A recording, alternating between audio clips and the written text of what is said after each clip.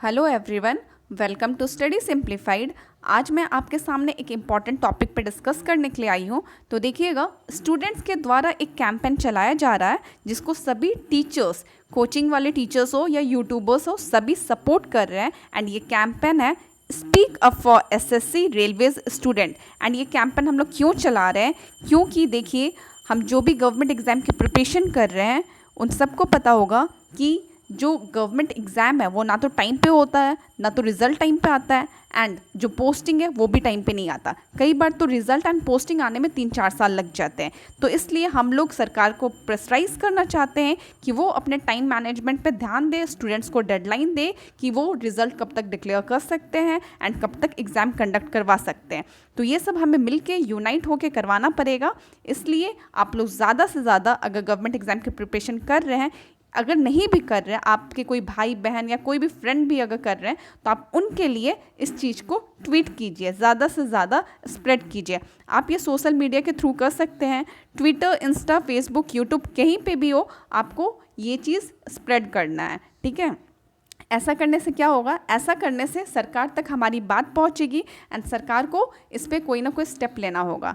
ठीक है? तो देखिए, आज हम लोग 2 केस के बारे में बेसिकली बात करने वाले हैं, एसएससी एंड रेलवेज़ की। तो देखिएगा, एसएससी का जो एग्ज़ाम होता है 2018 में, तो एक्चुअली नोटिफिकेशन आता है 2018 में। ठीक है? एसएससी 2018 की बात चल रही है, तो उसका प्री एग्ज़ाम होता है 1 साल के बाद। जून में एग्ज़ाम हो रहा है 2019 में, मेंस हो गया सितंबर 2019 में, एंड डिस्क्रिप्टिव हो गया दिसंबर 2019 में। ठीक है? चलो, नोटिफिकेशन आने के 1 साल के बाद इन्होंने एग्ज़ाम लिया, बट इसका रिजल्ट अभी तक नहीं आया। जो टायर 3 है डिस्क्रिप्टिव वाला, इसका रिजल्ट अभी तक नहीं आया। आप देख सकते हैं, दिसंबर से लेके आज अगस्त ख़त्म हो गया, 2020 चल रहा है, 8 महीने हो गए एंड इन्होंने 50,000 बच्चे के रिजल्ट नहीं निकाले।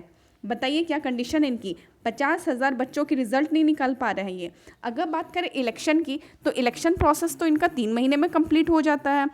प्रचार प्रसार से लेके इलेक्शन कंडक्ट करवाना प्लस काउंटिंग, ये सब तो 3 महीने में ईजिली हो जाता है। बट एग्ज़ाम प्रोसेस ये 1 साल में भी नहीं करवा पा रहे हैं। क्या हद है! अब इसका रिजल्ट अभी तक नहीं आया, भगवान भरोसे इसका रिजल्ट कब आएगा। ये एसएससी 2018 की बात कर रही हूँ। अगर इसके पहले वाले एसएससी की बात करूँ, ठीक है, 2017 वाली, तो इसका भी कंडीशन कुछ खास अच्छा नहीं था। इसमें भी जैसे 3 टायर्स में एग्ज़ाम होते हैं, T1, T2, T3, तो जो टायर 2 है मेंस एग्ज़ाम, उसमें चीटिंग हुई थी। उसमें जो क्वेश्चन है वो आउट हो गया था, सोशल मीडिया में फैल गया था, जिसके वजह से स्टूडेंट ने प्रोटेस्ट किया। ठीक है? सीबीआई जांच की मांग की थी, तो सीबीआई इन्वेस्टिगेशन होता है, but till date there is no final verdict. कुछ नहीं हुआ उसका। ठीक है? चलो, कुछ नहीं हुआ। बच्चों को, जिन्होंने एग्ज़ाम क्लियर किया, उनको पोस्टिंग मिला, बट उनकी पोस्टिंग अभी तक आई नहीं। एग्ज़ाम क्लियर कर लिया बच्चों ने एंड बच्चों की पोस्टिंग अभी तक आई नहीं है। बच्चे अपने घर में ही बैठे हुए हैं। तो आप सोचो, 2017 की वैकेंसी है एंड बच्चे अभी तक अपने घर में ही बैठे हैं। अब देखो, माँ बाप को तो इतनी उम्मीद होती है बच्चों से। चलो, माँ बाप एक बार को समझ जाएंगे कि हाँ, बच्चा मेरा पढ़ रहा, स्ट्रगल कर रहा, मेहनत कर रहा है, वो एक बार समझ जाएंगे। बट ये अड़ोसी पड़ोसी को कौन समझाए, रिलेटिव्स को कौन समझाए? उनको तो यही खटकता है कि यार 3-4 साल हो गया, घर पे बैठी है, घर पे बैठा है, इसकी शादी क्यों नहीं करवा देते, इसको प्राइवेट जॉब क्यों नहीं बोलते करने के लिए। कितना सारा मेंटल प्रेशर होता है एक स्टूडेंट पे, वो स्टूडेंट ही जानेगा, और स्पेशली अगर वो घर पे प्रिपरेशन कर रहा है। तो चलिए, ये तो मैं एसएससी की बात बताई हूँ आपको। खैर, एनटीपीसी एंड ग्रुप डी का देखिएगा, रेलवे का भी कंडीशन बहुत बुरा है।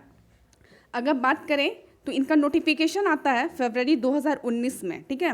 नोटिफिकेशन आया, 35,000 एनटीपीसी में इन्होंने वैकेंसी निकाला एंड 90,000 ग्रुप डी में वैकेंसी निकाला। ठीक है? स्टूडेंट्स तो बहुत खुश हो गए कि बहुत ह्यूज अमाउंट ऑफ वैकेंसी आई है, इस बार जॉब लेके रहेंगे। ठीक है? 500 रुपये एक फॉर्म के लिए लिए गए। जो जनरल कैटेगरी एंड ओबीसी थे उनसे 500 लिए गए, एंड जो वीमेन कैटेगरी थी प्लस एसटी एससी थे उनसे 250 रुपये लिए गए। इतने सारे पैसे ले लिए इन्होंने। ठीक है, कोई बात नहीं, बट ये तो सुनिए कि कितने सारे बच्चों ने फॉर्म फिल किया। तो आप देख सकते हैं यहाँ पे नंबर ऑफ एप्लीकेंट जो एनटीपीसी का फॉर्म फिल किए वो थे 1,26,00,000 से भी ज़्यादा। 35,000 के वैकेंसी पे 1,26,00,000 बच्चे एग्ज़ाम के लिए फॉर्म फिल कर रहे हैं। ग्रुप डी की बात करें तो 1 लाख की जो वैकेंसी आई उसमें 1,15,00,000 से ज़्यादा बच्चे फॉर्म फिल कर रहे हैं। अगर टोटल की बात की जाए तो ये 2.5 करोड़ से ज़्यादा बच्चे हो गए, 2.8 करोड़ से ज़्यादा फॉर्म फिल हो गया। राइट? अब इंटू 500 कर दीजिए, आप लोग देख लीजिए कितना अरब रुपया सरकार के पॉकेट में गया, एंड ये एक एग्ज़ाम कंडक्ट नहीं करवा पा रहे हैं। ठीक है, अभी तक इनका वेंडर डिसाइड नहीं हो पाया है कि वेंडर कौन होगा। वेंडर डिसाइड करेंगे 2-3 महीने के बाद, फिर इनका प्री एग्ज़ाम होगा। प्री का भी रिजल्ट पता नहीं सही सलामत आएगा कि नहीं आएगा, कुछ पता नहीं है। प्री होगा, मेंस होगा, रिजल्ट होगा, इसमें भी अभी आने में 1-2 साल का भी टाइम लग सकता है।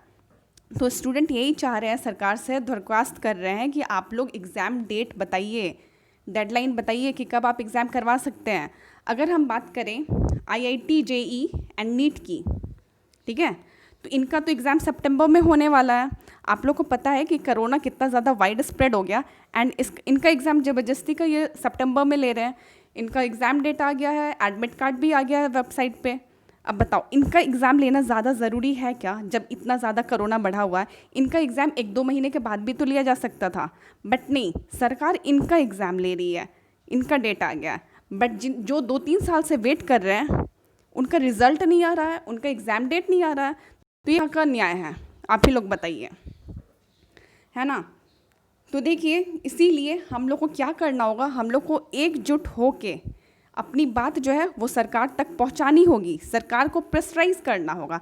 चलो एक बात मैं आपको और बताती हूँ, मोदी ने मन की बात की रिसेंटली, है ना, उसमें उन्होंने तो अनएम्प्लॉयमेंट पे कुछ नहीं बोला। चलो ठीक है, वो भारत को आत्मनिर्भर बनाना चाहते हैं, उस पर उन्होंने बोला खिलौना बनाएंगे, ये बनाएंगे, वो बनाएंगे, ठीक है, बट जो पढ़े लिखे यूथ हैं उनका क्या करेंगे आप? उनको तो 3-4 साल घर पर बैठाए हुए हैं। अब स्टूडेंट्स करें तो क्या करें? ये लोग गवर्नमेंट जॉब नहीं दे पा रहे, रिजल्ट नहीं दे पा रहे, एग्ज़ाम नहीं कंडक्ट करवा पा रहे हैं। तो इसलिए हम सारे स्टूडेंट को एकजुट हो के सरकार तक ये बात पहुंचानी होगी कि ये गलत है। ठीक है, आप धोखा कर रहे स्टूडेंट्स के साथ, स्टूडेंट के फ्यूचर के साथ। तो इसलिए आप लोग कोई भी एग्ज़ाम दे रहे हो, स्टेट PCS दे रहे हो, स्टेट गवर्नमेंट के कोई भी एग्ज़ाम दे रहे हो, सबका वही कंडीशन है।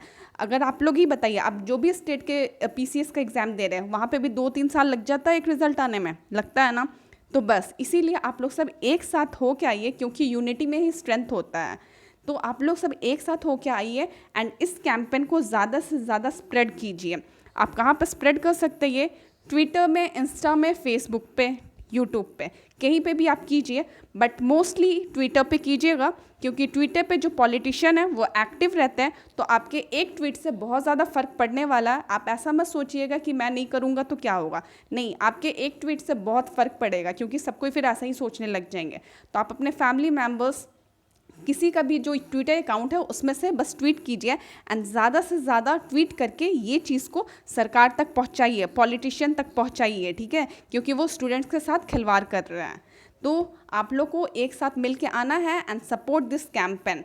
चलो आज के लिए इतना ही, मिलते हैं नेक्स्ट वीडियो में and keep supporting this campaign. Thank you so much.